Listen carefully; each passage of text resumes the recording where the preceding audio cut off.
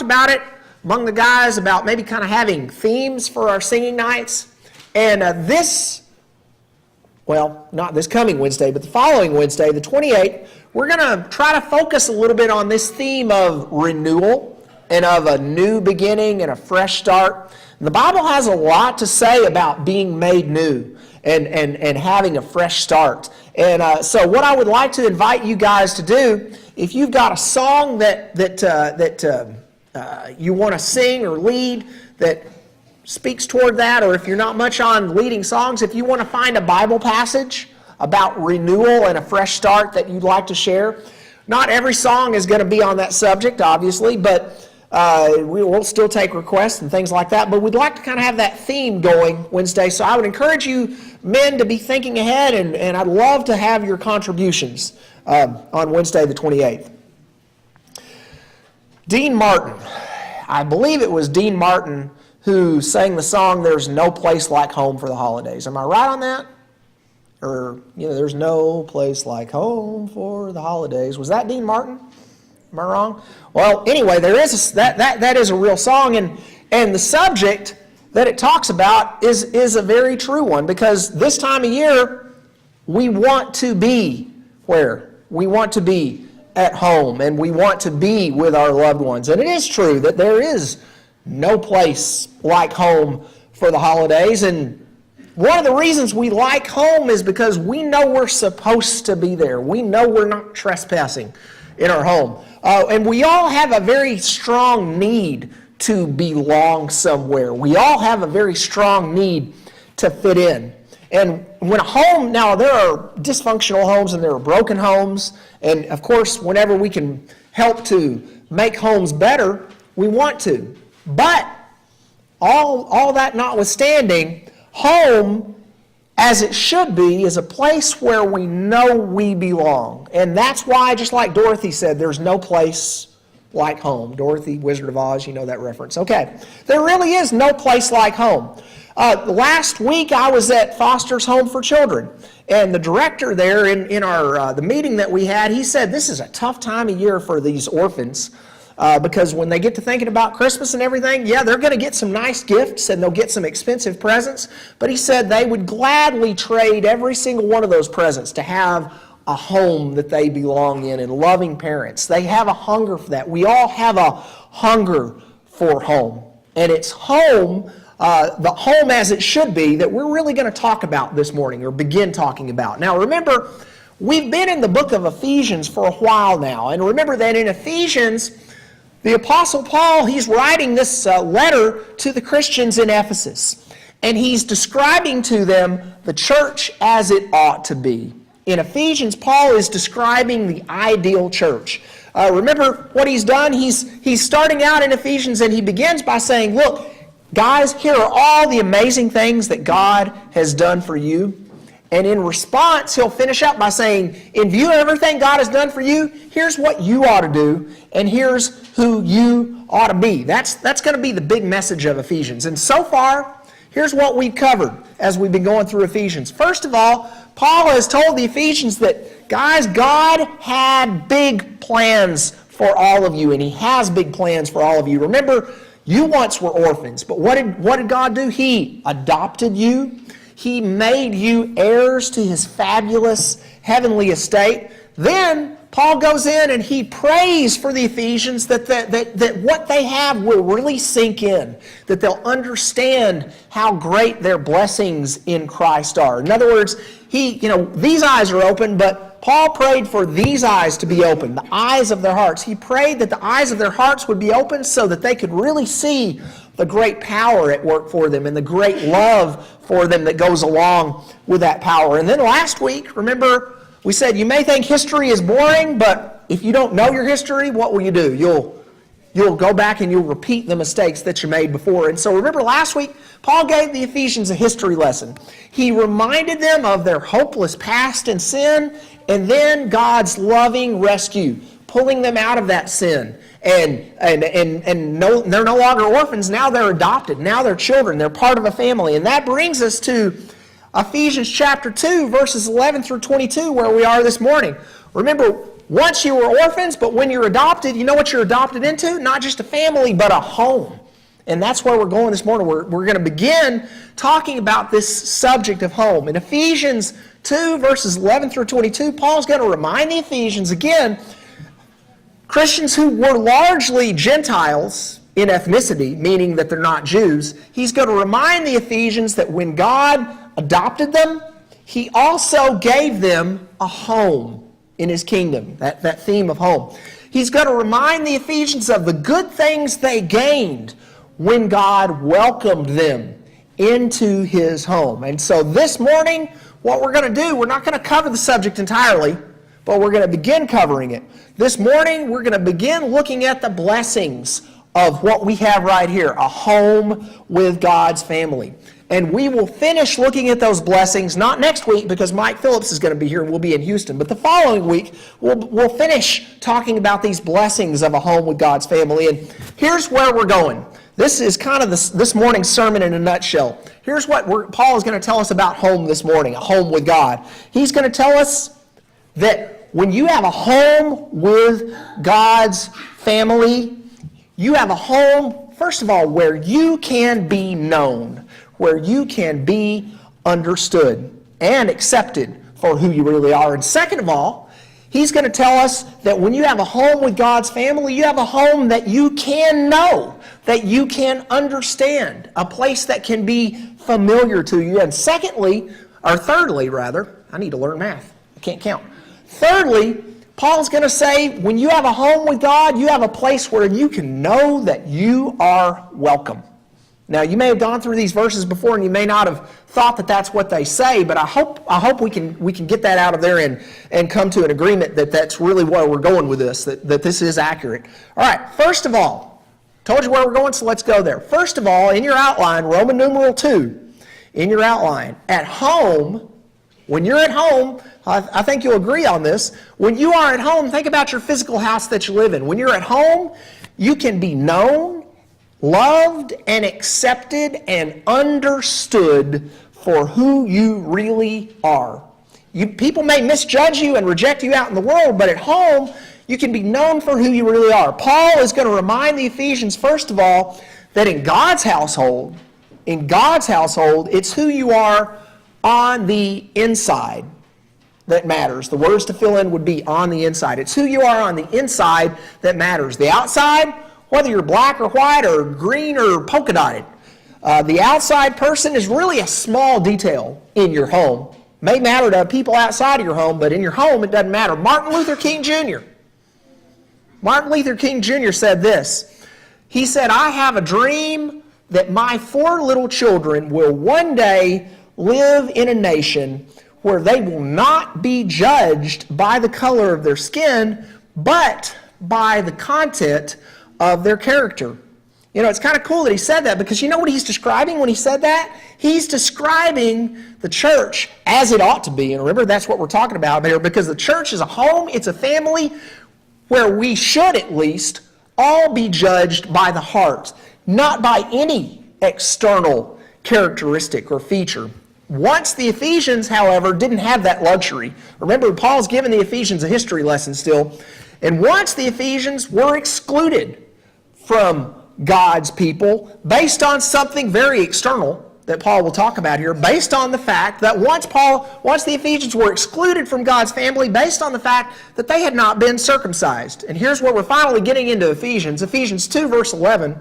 Here's what Paul's going to say. "Therefore remember that at one time you Gentiles in the flesh were called the uncircumcision by what is called the circumcision, which is made in the flesh by hands." That's Ephesians 2:11. Now, a little history lesson here, going back into the Old Testament. Remember that under the Old Covenant, back in the Old Testament, God required all male Israelites to be circumcised. That was part of being an Israelite. That was part of being God's people. But circumcision, it wasn't just some random requirement. God required circumcision of his people for a reason. Circumcision represented something profound. Circumcision actually represented removal, not just of flesh from the body, but removal of sin from the heart. And that's pretty significant, and that's a pretty important symbol. But circumcision was more than that. To Jews, to Israelites, who actually were kind of bigoted people, and they looked down on it, those who weren't Israelites, to those guys, the Israelites, circumcision was a nationalistic distinction. We think of our flag as being unique to our country, and it is. Well, in the same way, circumcision was a nationalistic distinction to the Jews, and the Jews looked down on anyone who wasn't circumcised. Gentiles like the Ephesians. They looked down on them. However, flash forward to the New Testament. Under the New Covenant, now, the covenant we live in the New Testament, in the church, the requirement of that physical circumcision has been removed. And now, what does God look at? He looks only at this. God looks only at the state of the heart. And Paul makes that clear in Romans chapter 2, verse 29. Paul will tell us that circumcision, true circumcision, the reality that physical circumcision foreshadows, circumcision is a matter of the heart by the Spirit, not by the letter. And when does that removal of sin from the body happen? This water is warm now, in case you're wondering. We put in a new, oh wow, that feels like a hot tub in there. Here's where it really happens. Cleansing by Christ's blood, right back there, through your obedient faith, cleansing by Christ's blood is the removal of sin that circumcision always looked toward. It's the reality that circumcision always foreshadowed. And at home in the church, your father judges you by what? By how tall you are and what color your hair is, right? No. At home in the church, your father judges you by the heart. He looks at the person on the inside, made pure and clean by Jesus' blood. The outside person, does it matter to God? No, remember King David, when Samuel came to the household of Jesse, he looked at his other sons and he thought, sure, one of these big tall guys is going to be the one that God's going to choose for king. But what did God tell Samuel? He said, no, you judge by the outside appearance. I judge by the heart. That's never changed. At home in the church, God judges by the heart. Jew, Gentile, black, white, rich, poor, it doesn't matter. Galatians 6:15, Paul says, neither circumcision counts for anything nor uncircumcision, but a new creation, a changed person on the inside. Now all, you may not have been born by the Mediterranean Sea in the land of Israel, but now all who come to God in obedient faith are His chosen people. Galatians 6, verse 16, we are all, when we put our faith in Jesus, the Israel of God. You may not be physically descended from Abraham, but those with the faith of Abraham are his household. Those with the faith of Abraham are his true children. No matter what our race or ethnicity, Galatians 3 verse 9, Paul says, so then those who are of faith are blessed along with Abraham, the man of faith. Now, already I think you're saying, okay, when is lunchtime? When is this going to matter to me? Where's the application? Well, let's try to get into a little bit of application here. Here's where I think this hits us. As members of God's household, should we not try to see one another with God's eyes?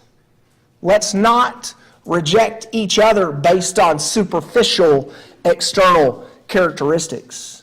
Race, nationality, color, ethnicity, income, social status, do those have any place in how we deal with each other, how we relate to each other? Absolutely. Bigotry, sometimes Christians get branded as bigots, and sometimes we get branded as being phobic of people who are different than us, as being xenophobic. But bigotry has absolutely no place in the church, and there's no doctrine in the Bible that would ever support bigotry. Now, with that being the case, sometimes, you know what's easy to do? I look at you guys, and you remind me of somebody that I've known before, and I make a snap judgment and I peg you, and I think, oh yeah, Jerry, this is what makes him tick. This is who he really is. But do you think I'm accurate when I make that snap judgment? No, of course I'm not.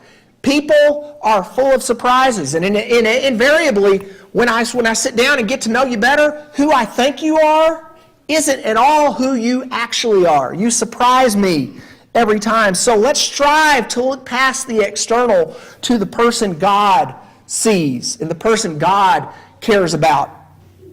And let's invest now. That's not necessarily easy. It's easier to make a snap judgment than to sit down and spend time together. But let's invest the time to know one another's hearts, to know the person on the inside, love that person unconditionally. Because when you're at home, you're known for who you are and you're loved anyway. You know what? Crystal, one of the greatest joys in my life is to have been able to pour out my warts and my sins and imperfections to Crystal and know that she doesn't want to leave me, to know that she loves me anyway.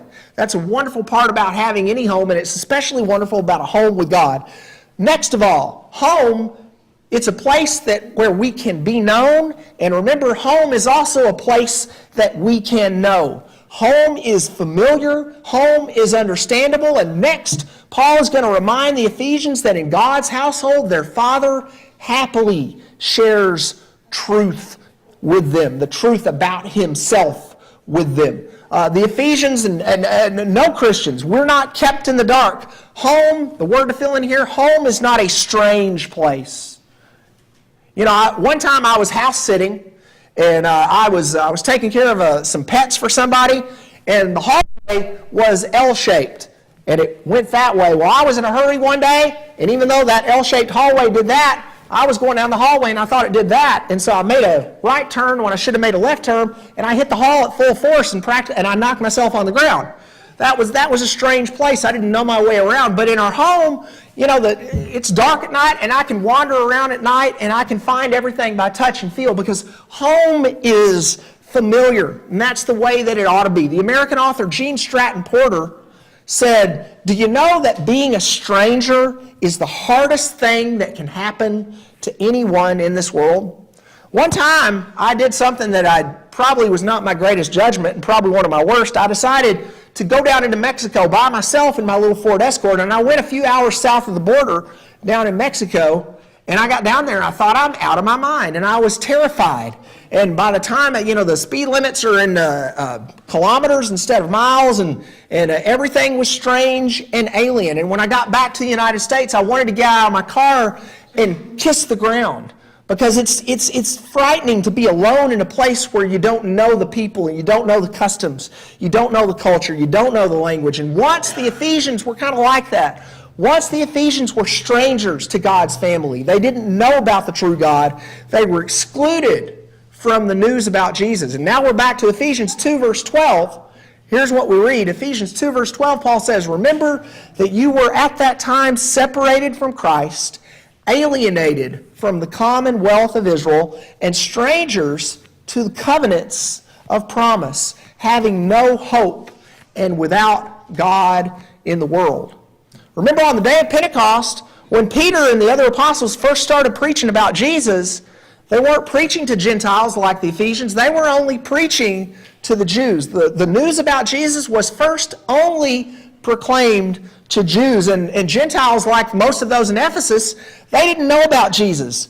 But then, remember your Bible history, then one day a voice about midday came to Peter, and what did that voice say? That voice said in Acts 11, verse 9, "What God has made clean, do not call common." Yeah, and with those words, you know what God did? He pronounced the Gentiles, including us, clean and acceptable. And then Peter would go to the household of Cornelius, the Roman centurion. He shared the gospel with that whole household.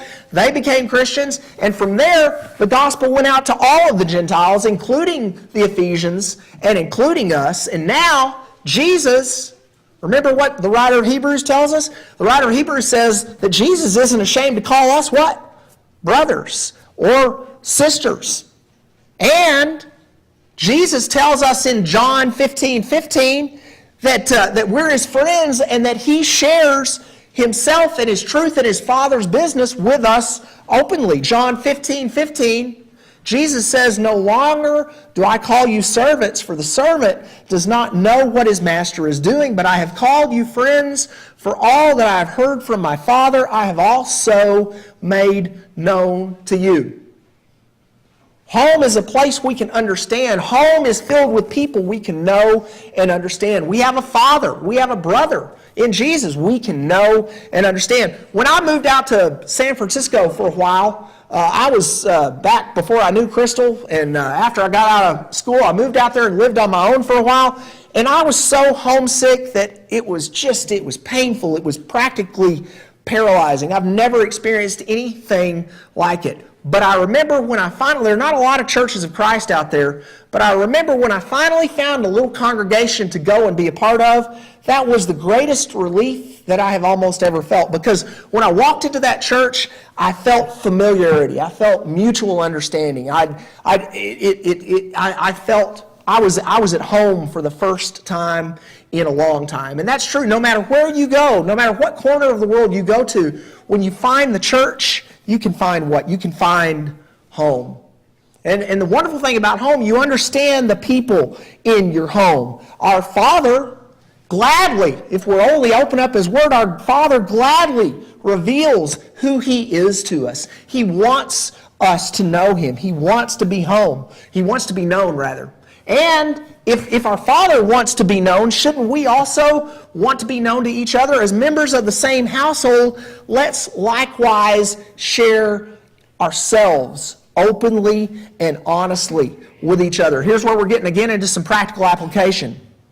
We certainly want to truly know each other, like we said before, but it's just as important to openly let ourselves be known. And here's why I think this matters, because sometimes when believe it or not, I don't wear these pants and shoes and clothes like this all the time. A lot of times I'm wearing jeans and tennis shoes and a t-shirt.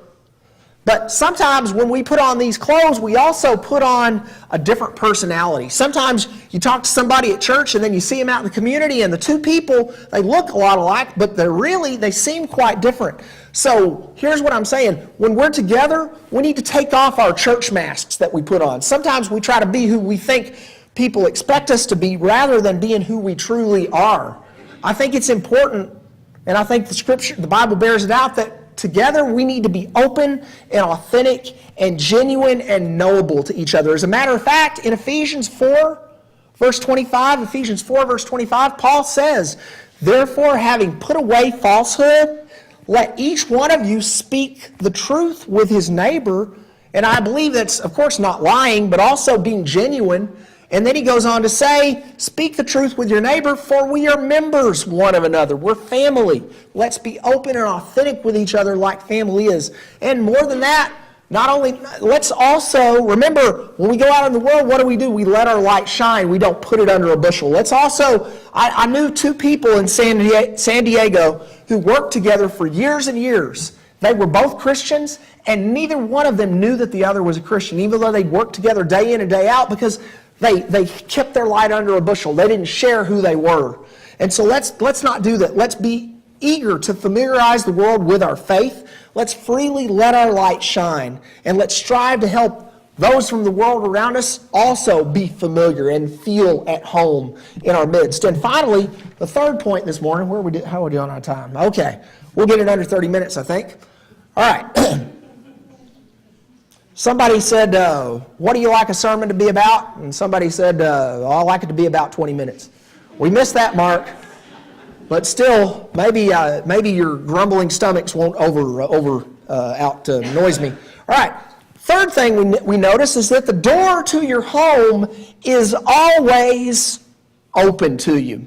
Now, unless you lock your keys inside, then you have to get a locksmith, but generally speaking, your door may be locked to strangers, but the door to your home is always open to you. And the third point we're going to look at this morning, Paul reminds the Ephesians that God has given them full access to his home. The word to fill in there is full access. Now, going back to American history, remember once upon a time, I don't remember it as much as some of you will, but once upon a time, racial segregation in the United States was a reality. There were separate facilities for black people and white people. A black person couldn't go into a white restroom. There were places that were off limits to people of color. But remember, that ended with the Civil Rights Act of 1964. Well, racial segregation didn't just exist in the United States in the earlier years of our history. It was also a fact of life in the Old Testament. Once Gentiles like the Ephesians, you might say, were kind of kept at a distance from God under the Old Testament. When God's special dwelling place was that temple in Jerusalem, Gentiles like the Ephesians, they were excluded from the inner courts of God's temple. They couldn't go places where the Jews could go. But Christ came along, and you know what he brought about? He brought about desegregation. He brought about inclusion for all, and that's what Paul's going to talk about next in Ephesians 2:13. He'll say this, "But now in Christ Jesus, you who once were far off have been brought near by the blood of Christ. For he himself is our peace, who has made us both one and has broken down," now notice what I'm about to say here, "in his flesh the dividing wall of hostility." The dividing wall of hostility. Now that's an interesting phrase, and it actually goes back to a very real and physical and tangible reality, because in the temple of Jerusalem, when God's dwelling place was that temple of stone, there was a barricade that kept the Gentiles out of the inner courts of the temple. And in those inner courts, that was where only the Jews, only the Israelites could go. And in fact, there were multiple stone slabs posted along this barricade that warned foreigners not to come any farther. If I decide to go onto a ranch, you know what I'm going to see on that barbed wire fence? There's going to be a sign that says "Posted, no trespassing. Violators will be prosecuted under penalty of law." And those stone slabs had a similar warning. They said, if you go in here, you won't just be prosecuted, you could die. You could be killed for trespassing. So that wasn't just a dividing wall. It was truly a dividing wall of hostility. But you know what happened? I've got a picture of one of those slabs in my archaeological study Bible. I'll show it to you if you want to look at it, with the writing on it and everything. But you know what happened? That stone temple, less than 40 years after Jesus' death on the cross, that stone temple was destroyed by the Romans. And now, you know what God's temple is? It's us. We're God's temple. That stone temple was destroyed. Now the church is God's temple. Now the church is his household where he dwells in a special way. So when the Ephesians were adopted into God's household, do you think that we as Gentiles still have that barrier, that barricade with the posted signs on it? No. Now, in God's temple, the church, despite the fact that we're Gentiles, we've got keys to every room in the house, and so did the Ephesians. We belong, they belong, we all belong in Christ's temple. Now, here's the other cool thing. Remember in that stone temple in Jerusalem, in the innermost chamber was a tiny room called the Holy of Holies, where the Ark of the Covenant used to be. And between the wings of the cherubim on the lid of the Ark of the Covenant, God dwelled in a special way. But remember, there was a veil, there was a curtain that blocked the way to God's throne room. And only the high priest on one day of the year after he had been ceremonially cleansed could go in there on the Day of Atonement. Other than that, you could die for going beyond that curtain. But when Jesus died on the cross, what did he do? He tore that curtain. And what was that curtain? It was our sin.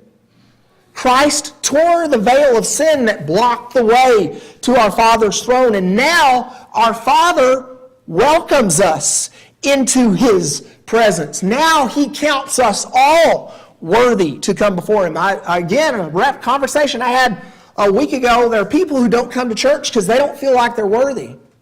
Well, you can't be worthy based on what you do, but you have a Father who will count you worthy anyway. Hebrews 4:16, the writer of Hebrews tells us that we can come before our Father with timidness and fear. No, we can come into our Father's presence with bold confidence, knowing that he counts us worthy. So, a servant is not above his master. If our God counts us worthy to come into his presence, who are we to view one another in any kind of a different way? Let's make sure that no matter who comes into our presence, let's make sure that we make each other feel welcome, never excluded, never shunned. And again, I think this has applicability because I've been in church situations where cliques form and little exclusive social clubs form within the church, and if you try to penetrate those little cliques, you kind of get the cold shoulder, and that kind of exclusivity has no place in our midst. We need to be welcoming to everyone, just as our Father is. Romans 15, verse 7, Paul says, therefore welcome one another as Christ has welcomed you for the glory of God. Cliques, factions, not allowed. Being unwelcoming in this body, not allowed. It shouldn't happen. No, it doesn't matter who.